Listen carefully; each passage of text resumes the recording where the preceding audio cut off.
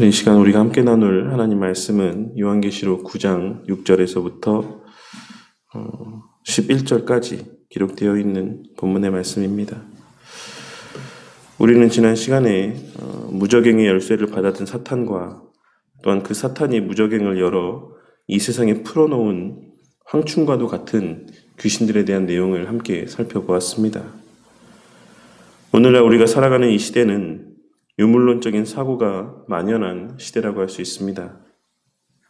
우리가 익히 잘 알고 있는 유물론이라고 하는 철학적인 개념은 18세기에 와서야 정립된 것이다라고 할 수가 있지만 그와 같은 개념 자체는 소크라테스나 플라톤과 같은 철학자들에게서도 발견이 되어지는 초기 그리스 철학 때부터 계속하여 존재해왔던 오래된 개념입니다.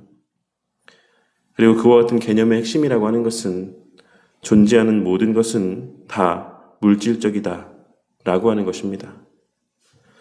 물론 여기서의 이 물질이 의미하는 바가 무엇인가에 대해서는 그 오랜 시간들 가운데 여러 철학자들마다 여러 분분한 의견들이 있어 왔긴 하지만 확실한 것은 유물론이라고 하는 사고가 무신론의 강력한 논거가 되어 왔으며 유물론자는 역사상 단 한 명도 예외 없이 모두 무신론자들이었다라는 사실입니다.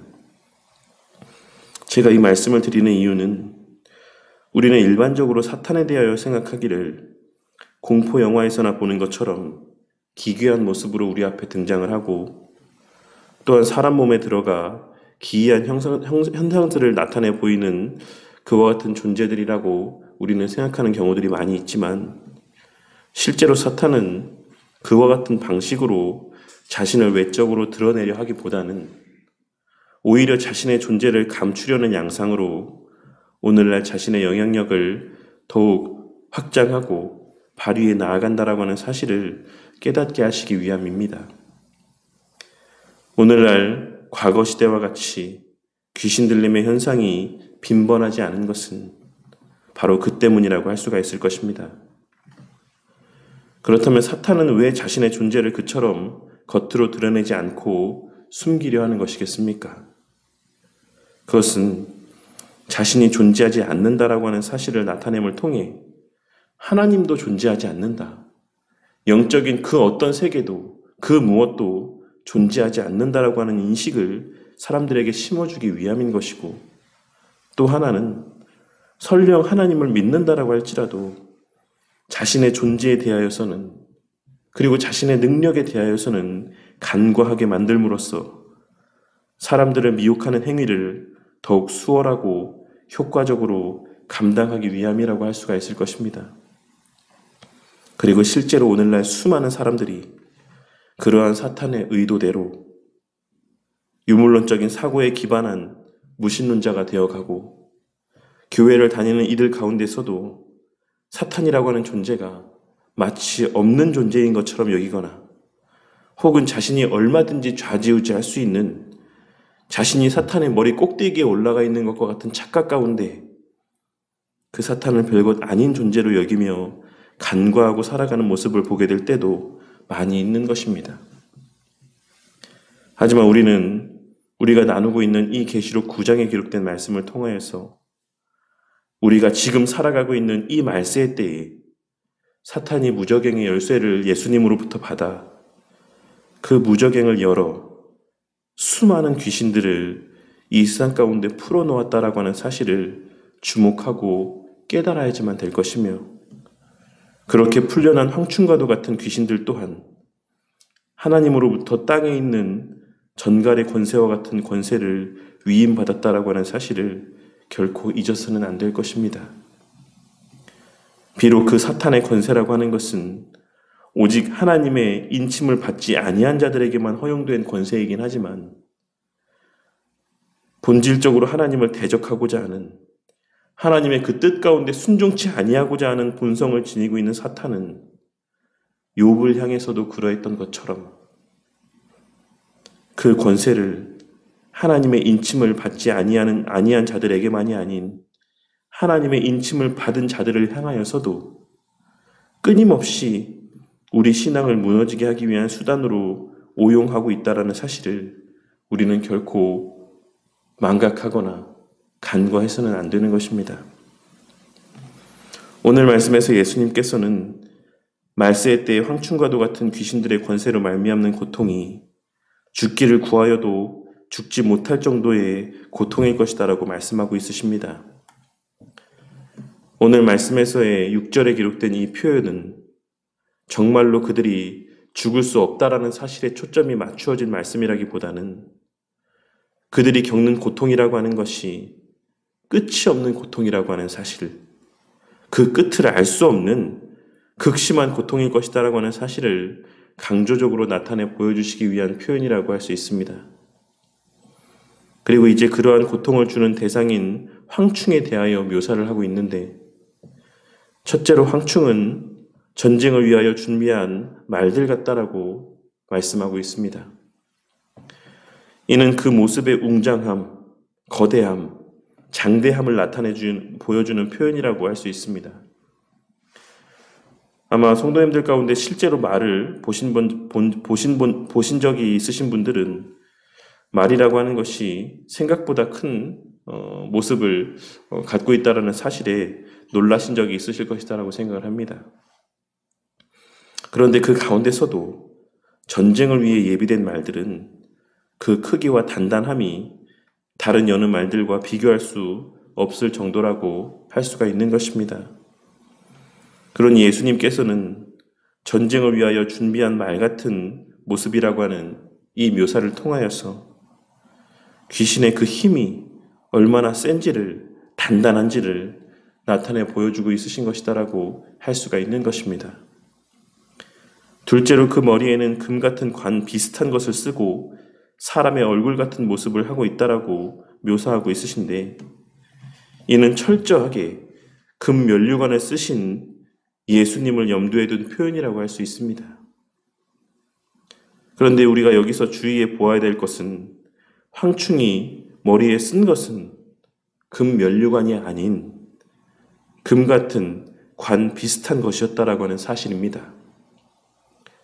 그러므로 우리는 이를 통해 마지막 때의 사람들을 미혹하는 귀신은 자신이 그리스도인 것처럼, 자신이 마치 예수님인 것처럼 거룩하고 영광스러운 존재인 듯 자신을 포장하는 방식으로 사람들 앞에 나타날 것이다라고 하는 사실을 발견하고 깨달을 수 있는 것입니다. 그리고 셋째로는 여자의 머리털 같은 머리털이 있다라고 증거하고 있습니다. 그리고 이는 일반적인 여자의 머리 스타일이었던 긴 머리카락을 의미하는 표현으로 이를 음녀와 연결지어서 생각해 보았을 때 이는 황충에 행하는 바가 잠언 7장에 기록된 음녀가 어리석은 자와 젊은이를 유혹하는 것과 같은 방식일 것이다라고 하는 사실을 말씀하여 주고 있으신 것이다라고 할 수 있습니다. 그리고 넷째로 그 이빨은 사자의 이빨 같다라고 말씀하시므로 그렇게 달콤해 보이는 그 겉모습의 이면에는 그 사람의 목숨을 빼앗기에 충분한 파괴력과 강력함이 숨겨져 있다는 사실을 말씀하고 있습니다. 그리고 이어서 철 호심경 같은 호심경이 있고 그 이후에 이어지는 여러 표현들을 통하여서 그 귀신의 강력함과 견고함 그리고 신속함 등을 계속하여 나타내 보여주고 있으신 것입니다. 그러한 겉으로 보여지기에는 너무나 달콤한 모습이자 거룩하고 영광스러운 모습이지만 그 이면에는 그 무엇보다도 표독스럽고 강력한 힘으로 사람들을 단숨에 휘어잡고 그와 같은 이들에게 큰 영향력을 발휘하는 황충과도 같은 귀신은 5달 동안 그 힘과 권세로 사람들을 좌지우지하고 그들을 괴롭게 할 것이다라고 예수님께서는 오늘 말씀을 통해 분명하게 증거하고 있으신 것입니다. 우리는 이 본문 말씀에서의 5달이라고 하는 시간이 정확히 어느 정도의 시간을 의미하는 것인지 명확하게 알 수는 없지만 이와 같은 표현을 통하여서 하나님께서 사탄과 귀신들에게 허용하신 권세는 그 끝이 있는 제한된 권세라고 하는 사실 하나만큼은 분명하게 확인할 수 있습니다.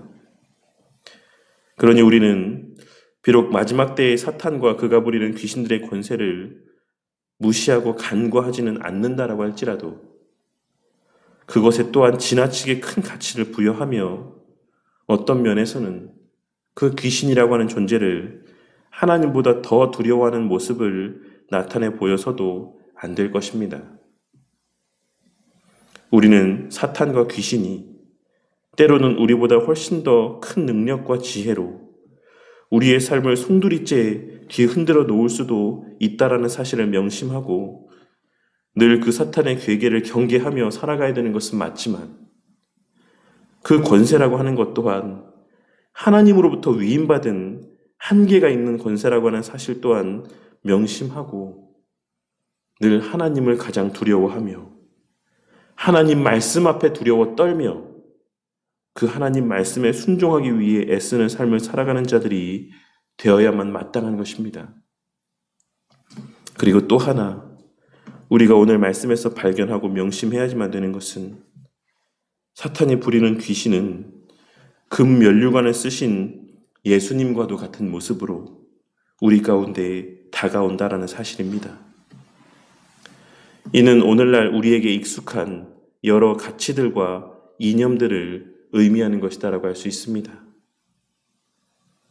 모든 이들이 다 동등한 가치로 귀하게 존중받아야지만 된다라고 하는 너무나 그럴듯한 취지에서의 차별금지법과 같은 그와 같은 법안들을 통해 동성애를 합법화하고 하나님의 말씀을 무력화시키고자 하는 방식들과 같이 사탄은 늘 사람들이 보기에 그것이 마치 예수님의 말씀이고 뜻인 것처럼 그리고 모든 사람들에게 다 유익이 되는 일인 것처럼 교묘하게 사람들을 속이고 그들에게 다가가며 그 이면에 자리하고 있는 사자의 이빨과 전갈의 꼬리로 사람들의 하나님을 향한 신앙을 마비시키고 훼손하며 그들의 영적인 고통 가운데 몰아넣으려고 하고 있는 것입니다.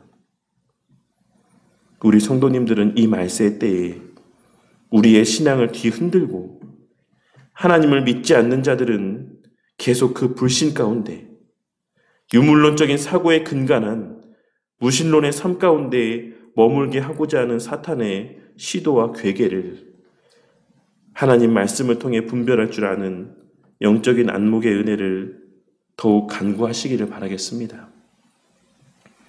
늘 사회적으로 이슈가 되는 일들 가운데 그 이면에 자리하고 있는 사탄의 괴계를 발견하고 그 모든 일들로 말미암아 교회가 받게 될 영향은 무엇인지를 살필 줄 아는 영적인 분별력과 민감함 가운데 살아가는 저와 우리 모두가 되기를 바란다는 것입니다.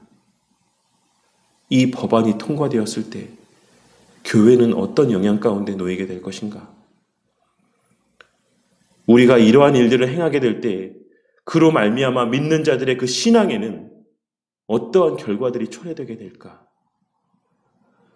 오늘날 이슈가 되고 있는 그 모든 문제들을 통하여서 과연 우리 믿는 자들은 어떠한 문제들 가운데 직면하게 될 것인가? 늘 사회의 모든 이슈들을 그와 같은 관점에서 바라보고 분별하고 판단할 수 있어야지만 된다는 것입니다. 그리하여 표면적으로 나타나는 그럴듯한 모습들 가운데 현혹되어서 실제로는 교회의 해가 되고 하나님의 말씀에 반하는 잘못된 정책들과 이념들로 말미암아 넘어지는 것이 아니라 이 주의 몸된 교회가 갈라지고 찢어지는 것이 아니라 그것을 분별하여서 하나님 말씀의 가치를 끝까지 지키고 파수하며 계승해 나아가는 우리 바른 교회와 이 땅에 참된 주의 몸된 교회들, 성도들이 되어야만 한다는 것입니다. 그리하여 비록 사탄이 부여받은 그 권세는 오직 하나님의 인침을 받지 않은 자들을 향해서 허락하신 권세이긴 하지만 그 사단의 본질적인 특성상 할 수만 있다면 택한 자들까지도 넘어뜨리고자 하는 말세의 때의 사단의 그와 같은 미혹들 속에서 성령 하나님으로 말미암는 분별의 능력 가운데 그 신앙을 굳게 지키고 우리뿐만 아니라 지금 이 시대를 살아가는 우리들뿐만 아니라 우리 후대의 뒤를 이어 그 바른 신앙을 계속하여 파수하고 계승해 나아가야 될 우리 자녀들 또한 무엇이 바른 신앙의 모습인지, 무엇이 우리가 경계해야 될 모습인지를 깨닫게 되고 그러한 그 부모와 신앙의 선배들을 통한 가르침들을 통하여서 우리 자녀들도 그들의 시대 가운데 바른 신앙을 전수하며 계승해 나아가는 그와 같은 은혜를 충만히 받아 누리게 되기를 위해 오늘 한날도 더욱 하나님의 은혜를 간구하고 깨어있는 삶을 살아가는 저와 우리 모두가 되기를 주님의 이름으로 간절히 축원합니다.